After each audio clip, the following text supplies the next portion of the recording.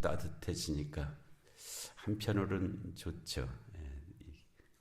지금도 영도에 가까운데 그래도 사람은 상대적 존재라서 상대적으로 따뜻하게 좀 느껴지잖아요. 봄바람처럼. 사람이 엄청 간사해요. 사람이 좀 절대적인 그게 있어야 되는데 사람은 절대적이지 못하고 지극히 상대적이거든요. 그래서 그래도 여름에는 항상 더워 못 살겠다고 그냥 겨울이 좋다고 난 겨울이 좋다고 그래.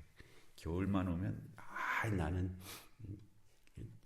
겨울은 이 여름은 견디는데 겨울을 못 견디겠다고 그 말을 그냥 평생 반복하면서 살아가는 것 같아.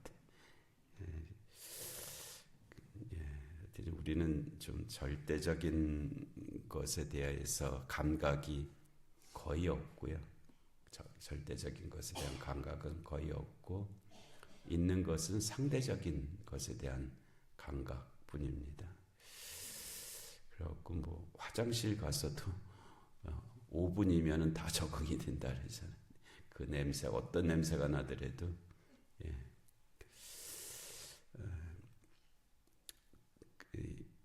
그것이 이제 좋은 경우도 있습니다. 그것이 또 그래야 살지.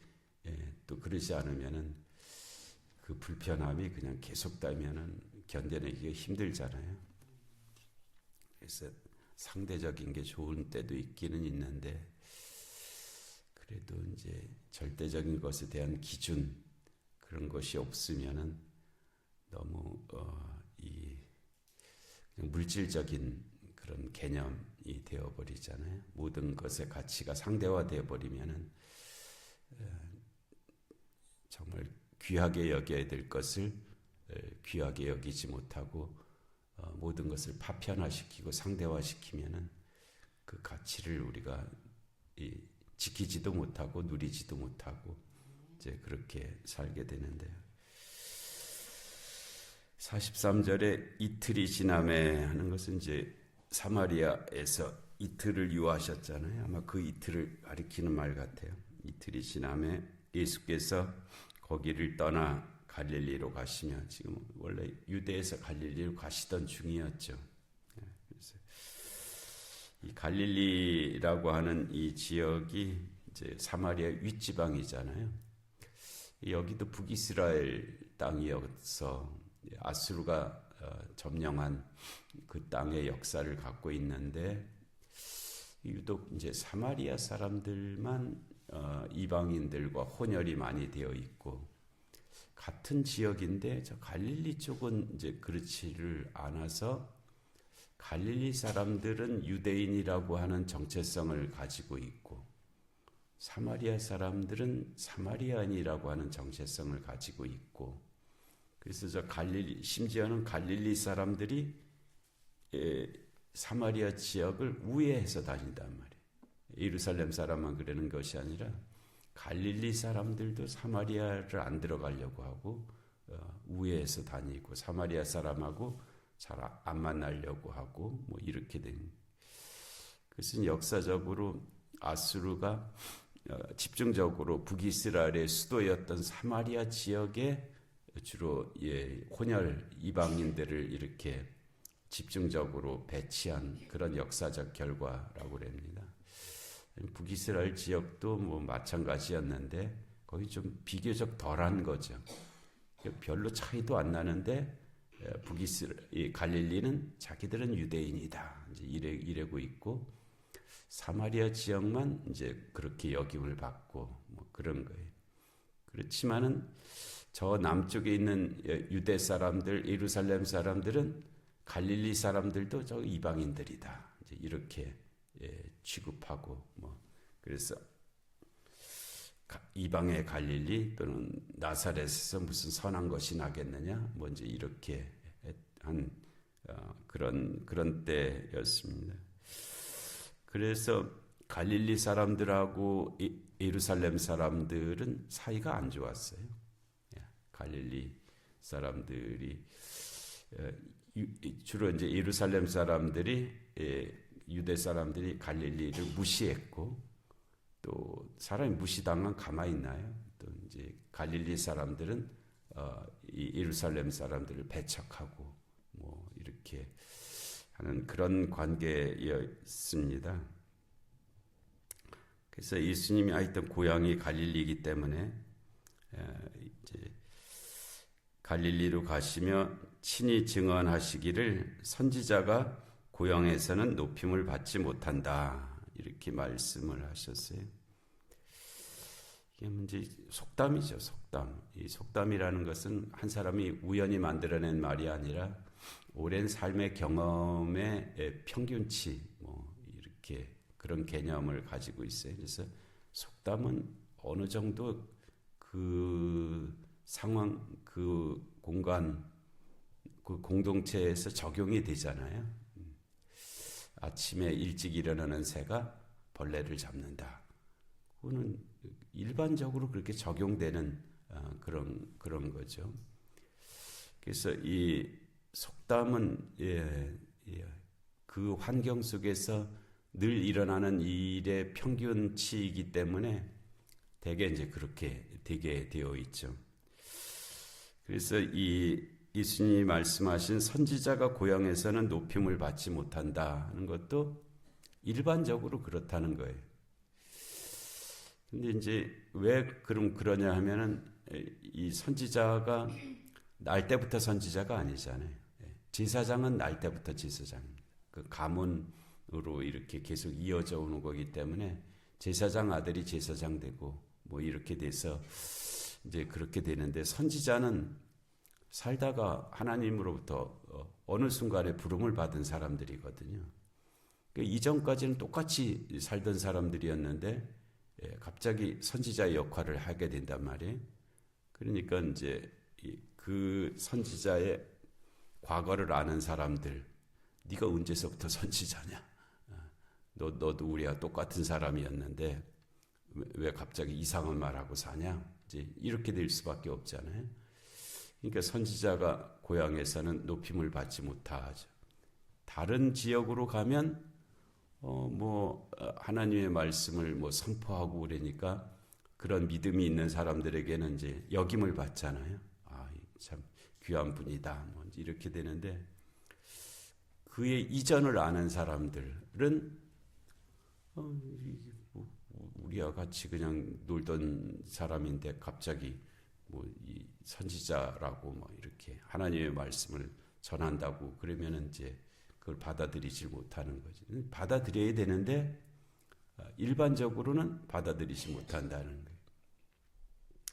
왜냐하면 이전을 알거든요. 이전에 어떻게 살았는지를 알고 그러기 때문에 이제 그렇게 인정을 하지 못하는 그런 부분들이 있는 거죠. 그래서 교회에서도 왜 그 교회에서 전도사를 하셨던 분이 안수를 받아서 목사가 되면은 한동안 목사님인가 전도사님인가 이게 그래서 호칭도 이제 부르기도 잘 인정을 그게 조금 그렇긴 합니다만 그런 부분들이 있어요. 과거를 안다고 하는 것이 이제 그와 같은 현상을 만들어내는 그런 문제들인데,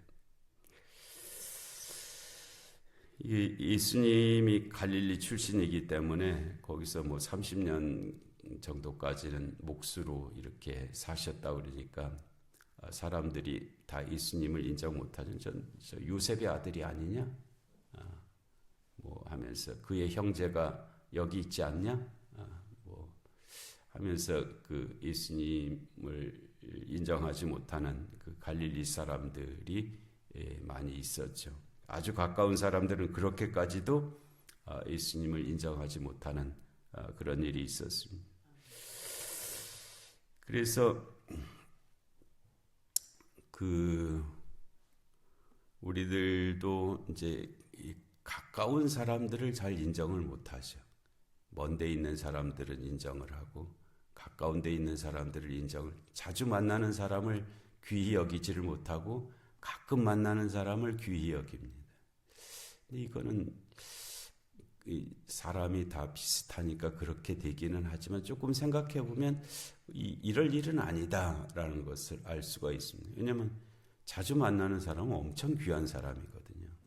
여러분, 이 지구가 그래도 꽤 넓고 사람이 여기서 80억 명이나 사는데 그 많은 사람 중에서 자주 만난다고 하는 것은 보통이 아니잖아요. 평생 한 번 만나는 사람은 뭐 그렇게 귀한 일이겠습니까?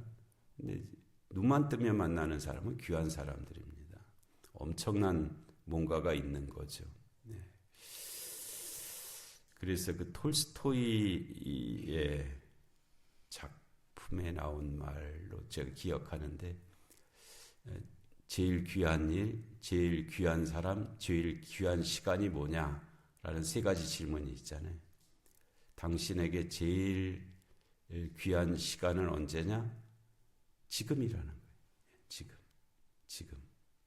과거도 아니고 미래도 아니고 지금이 제일 귀한 시간이다. 제일 귀한 일은 뭐냐? 지금 내가 하고 있는 일. 이게 제일 귀한 일이라는 거예요. 이 일은 그냥 어쩔 수 없이 하는 거고, 나는 이제 더 무슨 일이냐, 아주 그냥 사람들이 흠모하는 그런 일을 하리라.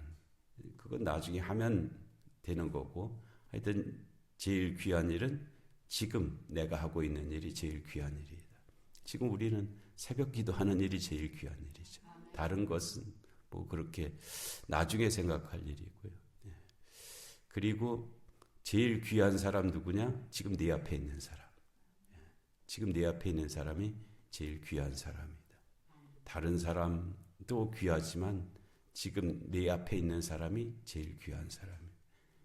지금이 제일 귀한 시간, 지금 하고 있는 일이 제일 귀한 일, 그리고 지금 내 앞에 있는 사람이 제일 귀한 사람.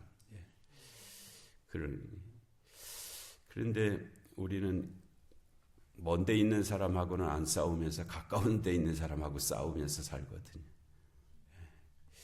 먼 데 있는 사람, 노회에 이제 목사님, 장로님들 모인 곳에 이렇게 가보면요, 소문을 들어서 대략 알잖아요. 저분이 어떤 사람이다. 뭐 교회에서 어떻다. 다 되게 알아요. 되게 아는데 그 교회에서는 되게 못된 짓을 하는 분이 노회에 와서는 되게 친절합니다. 그러니까 저분이 그 교회에서는 정말 교회에서 말썽도 하고 막 그냥 참 못되게 대하고 다른 분을 못되게 대하고 막 그런다는 거 알고 있거든요. 근데 되게 그런 분들이 노회에 오면요, 다른 분들에게 되게 친절합니다. 남의 교인한테는 엄청 친절하고요, 자기 교인들한테는 아주 못되게 하는 그런 사람들이 상당히 많습니다. 가까운 데 있는 사람, 자주 만나는 사람들에게 잘해야지. 이 노예에 오는 거는 뭐 1년에 뭐 몇 번 만나는 사람들이거든요. 근데 그런 사람들한테는 잘하면서 매주일 만나는 사람들한테는 못하는, 그건 어리석은 거죠. 그 삶 자체가 어리석은 삶입니다. 그래서 예수님께서 선지자가 고향에서는 높임을 받지 못한다. 이게 당연하다는 뜻이 아닙니다. 이래서는 안 된다는 뜻이잖아요. 이래서는 안 된다 하는 그런 말씀인데, 예수님도 그렇게 여김을 당하셨죠. 그래서는 안 된다. 그렇게 말씀을 하셨는데 45절에 갈릴리에 이르심에 갈릴리인들이 그를 영접하니 이는 자기들도 명절에 갔다가 예수께서 명절 중 예루살렘에서 하신 모든 일을 보아서, 예수님은 선지자가 고향에서는 높임을 받지 못한다 이렇게 말씀하셨는데, 갈릴리에 갔더니 갈릴리인들이 그를 영접했다. 이 뭐 서로 안 맞잖아요. 예수님 앞에서 하신 말씀하고 뒤에서 이 갈릴리 사람들의 이 태도하고 서로 안 맞는 이상하다. 예수님이 말씀하셨으면 영접을 받지 못한다라고 높임을 받지 못한다 하셨으면 갈릴리에 갔더니 그렇게 됐어야 되는데 나중에 그렇게 됩니다. 근데 여기서 이 갈릴리인들이 그를 영접했다고 하는 것은 앞에서 말씀드린 대로 갈릴리 사람들하고 예루살렘 사람들하고 뭔가 사이가 안 좋았거든요. 근데 예수님께서 저 예루살렘 성전에 가고 다 뒤엎어 버리셨으니까 그 소문을 들은 거예요. 그거 보기도 했고, 그러니까 갈릴리 사람들 한편은 통쾌한 거죠. 아이고 속 시원하다. 뭔지 그런 의미에서의 영접입니다. 그러니까 전반적으로 믿음으로 영접한 것은 아니고요. 그런 현상을 가지고 그렇게 부분적으로 그렇게 했었다 정도를 이렇게 말씀하신 것이죠. 하여튼 예수님께서 말씀하신 선지자가 고향에서는 높임을 받지 못한다 하신 이 말씀 우리도 잘 기억하고 또 그 말씀이 뜻하는 그런 삶을 살아야 할 줄로 믿습니다. 은혜로우신 하나님 아버지, 오늘도 귀한 새벽 저에게 허락하시고 하나님 주의 말씀 듣게 하시니 하나님 감사합니다. 하나님 그 말씀을 따라서 사는 저희들의 삶이 되게 하여 주시옵소서. 영육간의 공고한 하나들을 긍휼히 여겨 주옵시고 이 나라 이 민족 가운데 주님의 공의와 정의가 임하게 해 주옵시고 전쟁과 기근과 질병과 재난의 땅들 가운데 주의 긍휼하심이 함께하여 주시옵소서. 이 새벽의 기도 가운데도 참으로 안타까운 심령으로 기도하는 그 간절한 기도 가운데 하나님의 역사가 함께하여 주시옵소서.